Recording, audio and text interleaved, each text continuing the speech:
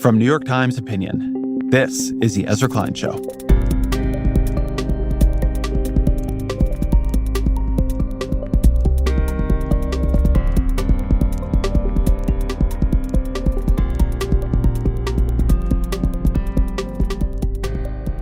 Last week, the Republican Party held its convention in Milwaukee. My colleague Elias Isquith described it as a megachurch service held in a Vegas casino under the ever-watchful gaze of a living God. And that felt about right to me. All that week I heard, America first, America first, America first. It was crystal clear who came first. Donald J. Trump. This was a party that had persuaded itself that one man's ambition, his insatiable, unquenchable lust for power, was actually self-sacrifice. That Trump cared not a whit for himself. He was only in this for you. My father didn't have to run for re-election this year. He doesn't need the money, the fame, the power. Donald Trump didn't need to run for president for fame or money. We all know he doesn't need this. This guy's got a great life. He's a billionaire who could play golf every day at his own golf courses. And yet, instead of choosing the easy path, he chose to endure abuse, slander, and persecution. He's not doing it for himself. He's doing it for everyone here tonight, for everyone watching at home. Because he loves this country. Because he loves this country. He's willing to risk it all because he loves this country. Across that convention, Trump was spoken of in religious terms. He was a man persecuted on behalf of all who put their faith in him. A leader on a divine mission, chosen and protected by an almighty God. If you did not believe in him, you did not believe in America. On the final night, shortly before Trump spoke, Hulk Hogan took the stage wearing a shirt emblazoned with the American flag. He sent the crowd into a frenzy as he ripped that shirt, ripping the flag on it in half to reveal a Donald Trump campaign shirt beneath. It was all so unbearably literal. When they took a shot at my hero, and they tried to kill the next president of the United States, enough was enough. And I said, let Trumpomania run wild, brother. Let Trumpomania rule again. Let Trumpomania make America great again. In 2020 and early 2021, Donald Trump tried to overturn an election he lost. He used the full power of the presidency to pressure state election officials. He whipped up a mob that stormed the Capitol and endangered the lives of the men and women he served with, including his own vice president, Mike Pence. People died on that day. And how did the Republican Party react? Ultimately, by submitting to Trump's fantasies and resentments. Where was Mike Pence, the vice president from Donald Trump's first term, the longtime loyal Republican? He wasn't at the convention. He was in exile, replaced by J.D. Vance. Pence certified the 2020 election. At a crucial moment, he put America first.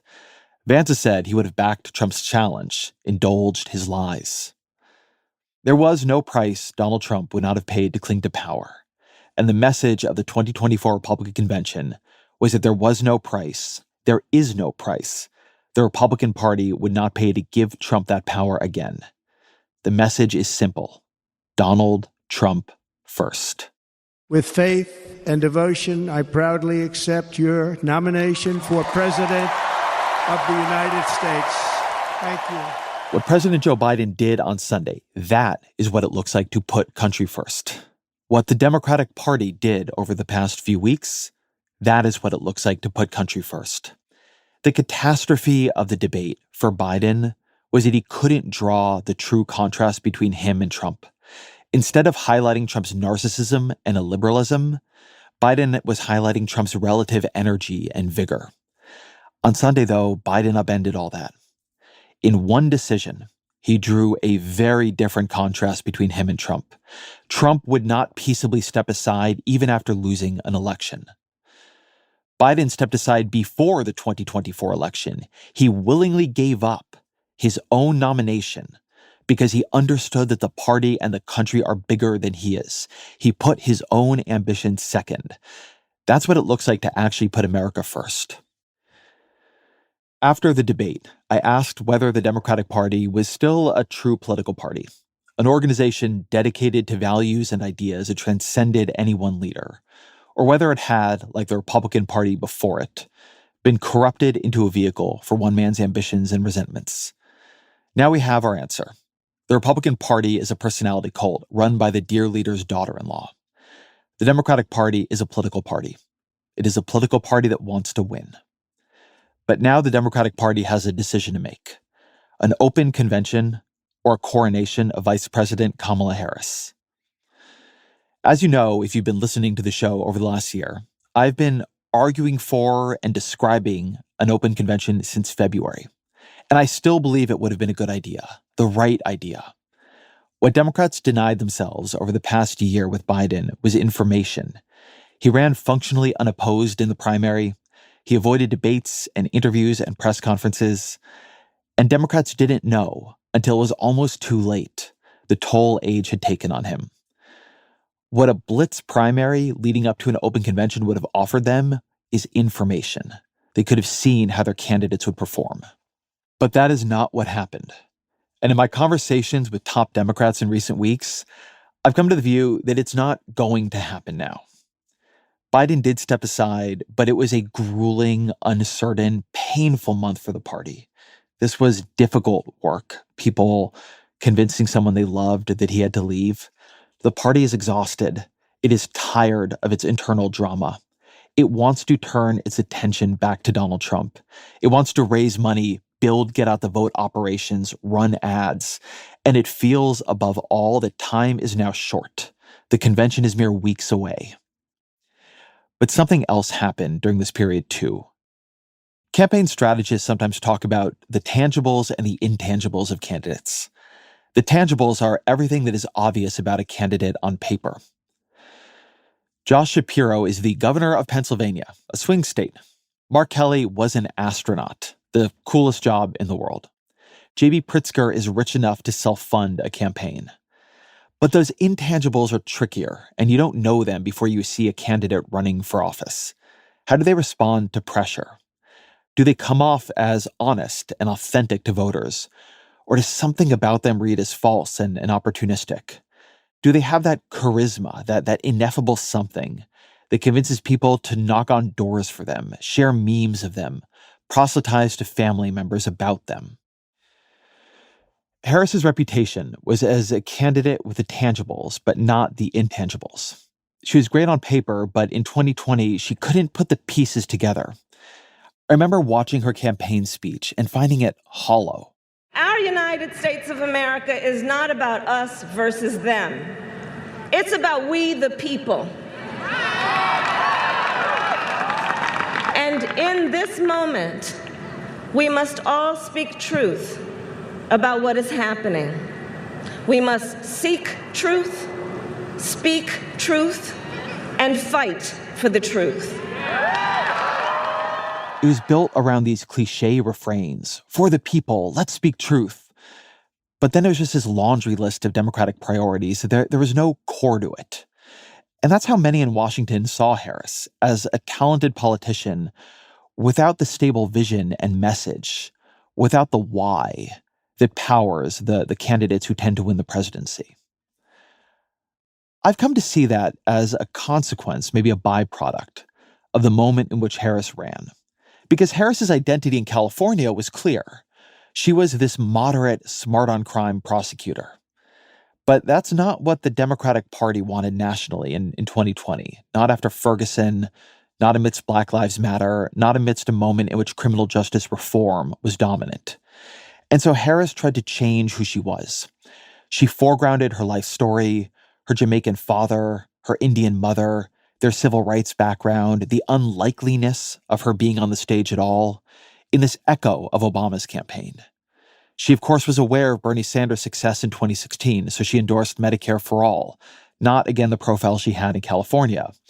But then she brought out a plan that I would say sensibly fell short of abolishing private insurance, but that was a standard Sanders had set. And so was she endorsing Medicare for all? Was she not? Was she triangulating? She ended up satisfying no one. In her biggest moment in the campaign, she attacked Biden for his past position on busing, but she didn't herself have a very different position on busing. What was that attack even all about? Her candidacy had this tendency to feel tactical, not strategic, like she was switching between identities, not committed to a stable vision for the country. She dropped out before Iowa. There were other problems that dogged Harris, too. Her Senate office was known to be badly run. In the first few years, so too was her vice presidential office. She had a reputation for burning through staff, and she has few advisors who have been with her for long enough to really deeply know her. And the Biden administration, they didn't set her up for success either. They gave her impossible portfolios, like the root causes of the border crisis, which she never had the power to solve. But over time, Harris found her footing in the administration. She became its primary messenger on abortion and the Supreme Court. She developed a steadiness in her presence on the campaign trail that she hadn't had before. Since the night of the debate, Kamala Harris has been running a race of her own. From the first interview she gave that night on CNN, where she made the case against Trump that Biden had failed to make, she has been in an almost excruciatingly delicate position of backing Biden absolutely, while showing Democrats that she is fit to take his place atop the ticket. And she has not misplaced a single foot. Her speech has been searing and clear. As many of you know, I am a former prosecutor. So I say, let's look at the facts, shall we? So Donald Trump tries to claim he brought back American manufacturing. The fact is, under Donald Trump, America lost tens of thousands of manufacturing jobs. And more than 1,000 factories closed under his watch. The facts. Her interviews have been strong. So I think that what Donald Trump is doing is grasping for straws. And look, of the two people on that debate stage, only one of them has the endorsement of his vice president. And let's not forget that. Let's not forget that. Very awkward and very, very true. She's been, if you've been watching, and I've been watching, much better than some of Biden's other eager surrogates at admitting the concerns about his performance while convincingly defending his record and taking the fight to Trump. It is easy, if you're doing that work, to fall into a kind of Baghdad Bob-like denial of reality, happy talk. She's been walking that line very gracefully. In Washington, the estimations of Harris's political skill and acumen had fallen sharply since 2020. In the last few weeks, they have risen almost as sharply. And at the same time, Trump's criminal charges and convictions have made her prosecutorial background appealing. She's now battle-hardened and vetted in a way that doesn't really happen if you haven't had the kinds of national campaigns and periods in the political wilderness that she's experienced. She's been up, she's been down, she's learned from both. There are a lot of candidates who look good before a campaign but wilt under pressure. Harris has been under enormous pressure this last month, and she's never faltered. And then something happened that I don't think many would have predicted. People got excited about her. This vast array of very online socialists and liberals and Democrats and moderates all began proclaiming themselves coconut-pilled, making memes out of this quirky story Harris likes to tell. My mother she would give us a hard time sometimes, and she would say to us, I don't know what's wrong with you young people. You think you just fell out of a coconut tree? You exist in the context of all in which you live and what came before you. Videos of her describing recipes circulate now on TikTok. Her dances get set to music. She's having these positive viral moments that Joe Biden just was not. This sort of authentic enthusiasm that wasn't there before. She's not just connecting because she can deliver an anti-Trump roundhouse. She's connecting because people are connecting to something about her, something intangible. And now the party is closing ranks around her. Biden dropped out and he endorsed her fully. Then Gavin Newsom endorsed her, and Josh Shapiro endorsed her, and Elizabeth Warren endorsed her, and AOC endorsed her, and Jared Polis, the governor of Colorado, endorsed her, and Andy Beshear, the governor of Kentucky, endorsed her, and the Tennessee State Democratic Delegation endorsed her, and the powerful labor union SEIU endorsed her, and the list here could just go on and on and on. Now, the party converging around Harris doesn't mean Harris is a safe bet. It doesn't even mean Harris is the right bet, the candidate Democrats would draft if they were starting from scratch.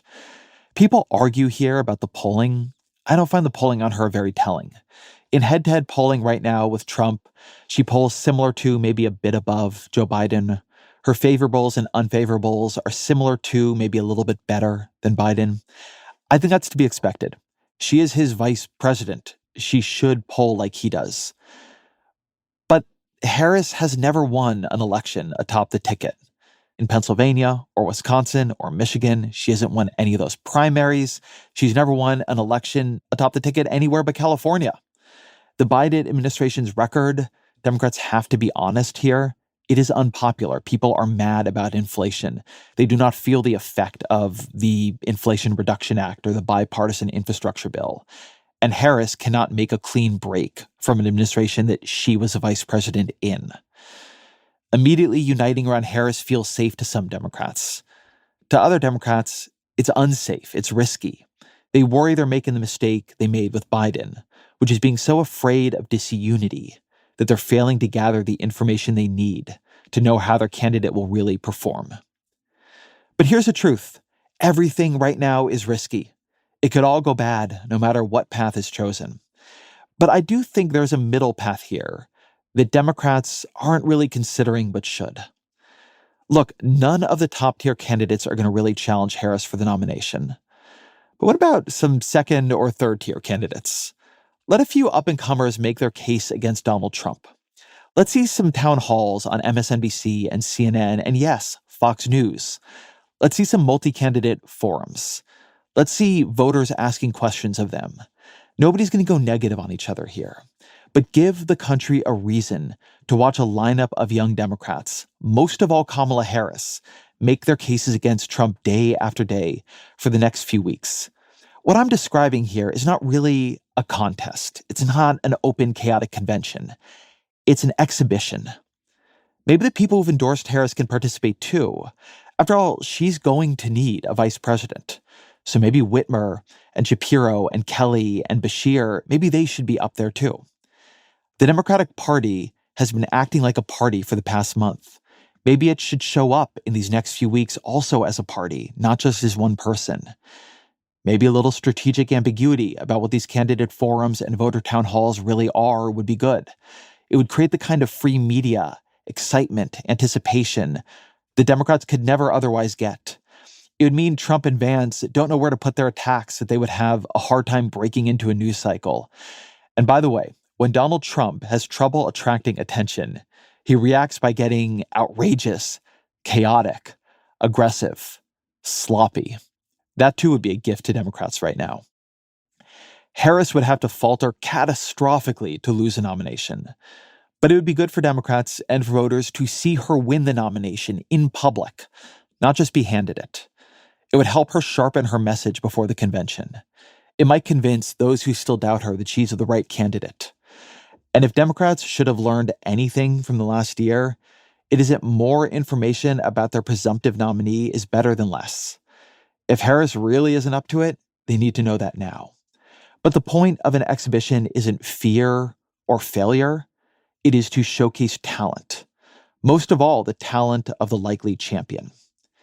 And you know what? I think Harris is up to it. I've been watching her speeches. I've been listening to her interviews. I think she's really changed as a candidate. Maybe in some ways she's changed back. I went back recently to read Harris's 2009 book, Smart on Crime. It was a very different book than I'd expected. I'm used to the gauzy, memoirish quality of quickie campaign books. But Harris, in the opening pages, she speeds through her biography as if she cannot wait to be done talking about it. This is a book not about her. It is about policies and programs that she thought as a DA were promising to prevent and reduce crime, promising to make prison a place of rehabilitation rather than a place that turns out more hardened criminals. But from those very first pages, there is a clarity to what Harris cares about what she is trying to achieve, that I really haven't heard from her since she burst onto the national stage. Harris writes, quote, "Nothing is more important than how we choose to keep ourselves, our families, and each other safe." A few pages later, she says, "Still driving me is a notion that safety is a fundamental civil right." I like that. Safety is a fundamental civil right. She goes on, quote, "I believe that people have a right to feel safe on the streets and in their homes, and they have a right to keep and protect the things for which they've worked." None of that is earth-shattering. I'm not trying to pretend that it is. But I've spent so long hearing Harris say that she is a prosecutor, that she can prosecute the case against Donald Trump, that it was almost jarring to read a whole book about what she was trying to do as a prosecutor, why she was a prosecutor. Safety. And it got me thinking about Donald Trump and about his convention and about what the case against him really is. If you watch that convention, the case they made against Democrats was that Democrats can't keep you safe. But if you actually think about the problem with Donald Trump, it's that Donald Trump is fundamentally unsafe. He poses as a strongman, but he makes us less safe. Our democracy is less safe under Trump. The world is less safe with Trump cozying up to dictators. We were less safe while Trump was bungling the response to COVID. Fundamental rights have been erased because of Trump's Supreme Court picks. The people that Donald Trump appointed to top positions in his first term, the people he would appoint in the second, they made and will make our water and our air dirtier and less safe. They made and will make our financial regulations weaker. It's all written down in Project 2025, which is why Donald Trump is running away from this thing that his own top staffers wrote. And you know what? Americans know and sense this about Trump. It's another one of those intangibles. The guy is chaotic, and he's threatening, and he's out for himself. Democrats sometimes fool themselves. There are things people like about Trump, virtues people see in him, but they get this too. They get this part of him. And then in picking J.D. Vance rather than Doug Burgum or Marco Rubio, Trump reminded people of that side of himself. He didn't go for a comforting, steadying pick. He went for an ideologue and an enforcer. He went for somebody who sends the message that this time there will be nobody holding Trump back, nobody to check him. If you were worried about Trump then, you should be much more worried about him now. And that puts Harris in, I think, a pretty strong position to take back an idea Democrats have not been fighting for nearly hard enough in recent years. No, I don't think Harris's ideas about crime from 15 years ago are the basis for a whole national campaign. But safety, that actually is. That's something Democrats should win back. They should take it from Donald Trump. And I think Harris could take that from Donald Trump. And the time to show it is right now.